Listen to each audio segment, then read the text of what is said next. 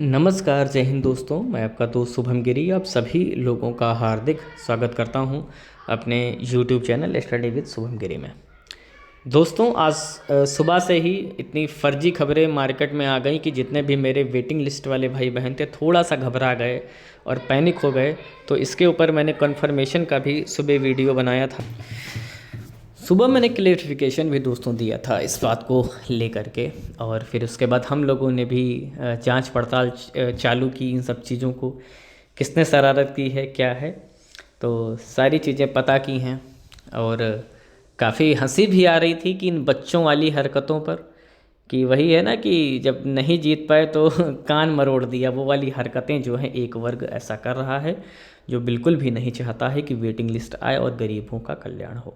हम दोस्तों पूरी बात करेंगे और पूरी बात आपको समझाएंगे भी, और आपको एक अच्छी खबर भी इसके साथ में हम देंगे। मगर उस पर जाने से पहले मेरा निवेदन है दोस्तों कि अगर आप यूपी ट्रिपल राजस्व लेखपाल वेटिंग लिस्ट का वेट करने वाले विद्यार्थी हैं और आप सपोर्ट करना चाहते हैं हमारे चैनल को, और ये भी चाहते हैं कि वेटिंग लिस्ट आए, तो मुझे आपके सपोर्ट की ज़रूरत है। आप हमारी वीडियो को देखें, उसको लाइक करिए, उसको शेयर भी करिए। और अगर आपको लगे कि हम वाकई में वेटिंग लिस्ट के लिए मेहनत कर रहे हैं और आपकी छोटी से छोटी और बड़ी से बड़ी इन्फॉर्मेशन आपके लिए ला रहे हैं वेटिंग लिस्ट से रिलेटेड, तो प्लीज़ हमारे चैनल को ज़रूर सब्सक्राइब करिए, क्योंकि हमें आपको भी आगे बढ़ाना है नौकरी दिला करके अपने प्रयासों से, जो हम कर सकते हैं। और आप हमारे लिए थोड़ा सा प्रयास करेंगे तो दोस्तों मुझे बहुत ही ज़्यादा खुशी होगी। तो चलिए मैं अपने वाइट बोर्ड पर ले चलता हूँ और आज का डिस्कशन शुरू करता हूँ। दोस्तों, ये वर्ग शुरू से ही विरोध कर रहा है वेटिंग का, ठीक है। और एक बात मैं बताऊं कि कुछ हमारे ऐसे लोग हैं जो न्यू वैकेंसी का इंतज़ार कर रहे हैं। उनको लगता है कि अगर वेटिंग आ गई तो भर्ती नहीं आएगी। अरे भाइयों, ये बताओ, 8,085 पदों के लिए निकला था। अब इसमें अगर 1,900 पद खाली रह गए हैं इसी भर्ती के, अगर ये गरीबों को मिल जाते हैं तो बताइए आपकी जेब से क्या जा रहा है? आपकी जेब से कुछ नहीं जा रहा ना, कि जो बॉर्डर लाइन पर रह गए बेचारे, उनको अगर नौकरी मिल जाती है तो आपका क्या जा रहा? आपका कुछ नहीं जा रहा है। आप इस चक्कर में हो कि ये वैकेंसी जुड़ जाएगी और वहाँ तीर मार लेंगे। मगर दोस्तों, एक बात हमेशा याद रखना, भले ही मेरी बात बुरा मान जाओ, अगर आप किसी के बारे में बुरा सोचते हो तो कभी आपका कल्याण नहीं होगा, ईश्वर कभी आपका साथ नहीं देगा। किसी की जेब से चोरी करना ये कहीं तक भी न्याय संगत नहीं है। अगर जो लोग बॉर्डर लाइन पर रह गए हैं 0.25 से 0.5 से, अगर आप रह जाते ना तो आपको दर्द होता। आप किसी घर में होते, आपके पिताजी मजदूरी कर रहे होते, वो सर पे वजन उठा करके अपनी दिनचर्या चला रहे होते, और उस वक्त आप अगर 0.25 से रह जाते आपको तकलीफ़ होती, और आप भी जा कर के वहाँ गेट पर खड़े होते तो कहते कि वेटिंग आनी चाहिए। मगर क्या है कि आप तो वहाँ तक पहुँचे भी नहीं, आप तो डीवी तक पहुँचे भी नहीं, और आपको लगता है कि हम अगली भर्ती में ना तीर मार लेंगे। अरे मैं बताऊँ, मैं जो वीडियो बना रहा हूँ, अगर यकीन ना हो तो बता देना, मैं सबूत दे दूँगा। मैं भी वो व्यक्ति हूँ जो डीवी से बाहर हुआ हूँ। डीवी मेरी भी हुई थी, उत्तर प्रदेश अधीनस्थ सेवा चयन आयोग।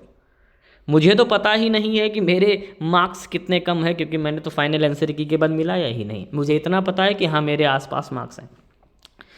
मुझे भले ना नौकरी मिले, मुझे अपनी नौकरी की चिंता नहीं है।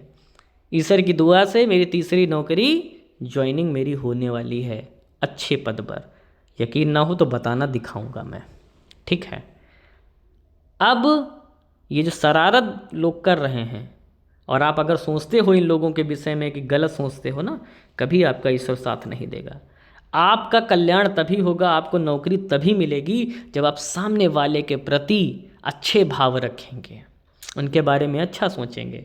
क्योंकि ईश्वर उनका भला करता है जो दूसरों के बारे में अच्छा सोचता है, उसका नहीं जो अपने भले के लिए दूसरों का नुकसान करता है। तो अगर उन्हीं 8,085 पदों में जो पद खाली रह गए हैं, उनमें अगर उनको स्थान मिल जाता है तो कोई दिक्कत नहीं है। अरे भाई, नई वैकेंसी तो आ ही रही है, 9,000 पद आ सकते हैं, 9,000 पदों को लेकर के बातचीत चल रही है। तो इनका उन पदों से कोई मतलब नहीं है। कुछ लोग रिटायर हो रहे हैं, कुछ लोग जिनका बड़े पद पर हो गया वो नौकरी में चले जाएंगे, वो पद खाली हो जाएंगे।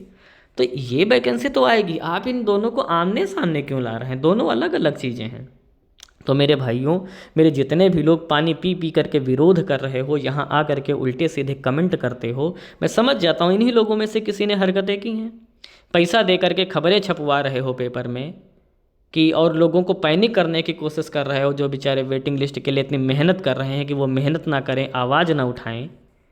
हैं, ये कौन सी हरकतें हैं आपकी? कभी कल्याण नहीं होगा। जो लोग ऐसी हरकतें करते हैं, दूसरे को नुकसान पहुंचाने की चेष्टा करते हैं, ऐसे लोग कभी जीवन में कामयाब नहीं होते। और नौकरी को पा जाना मैं कामयाबी नहीं कहता। अगर आप एक अच्छे चरित्रवान व्यक्ति नहीं हैं, दूसरों के बारे में अच्छा नहीं सोचते हैं, आपके अंदर कोई मानवीय गुण नहीं है, और आप एक अच्छे व्यक्ति भी नहीं हैं। अच्छा व्यक्ति बनना है तो दूसरों के बारे में अच्छा सोचिए। नहीं अच्छा कर सकते हो तो अच्छा बुरा मत बोलो, है ना। तो मेरे जितने भी वेटिंग वाले भाई बहन हैं, जो लोग वेट कर रहे हैं, दोस्तों पेपर में देखो कार्मिक विभाग लिखा है। कार्मिक विभाग होता क्या है? कुछ नहीं। जो भी निर्णय लेगा वो राजस्व परिषद लेगा, जो भी निर्णय लेगा वो यूपी ट्रिपल एस सी लेगा। कार्मिक विभाग कुछ मतलब नथिंग, कुछ भी नहीं है।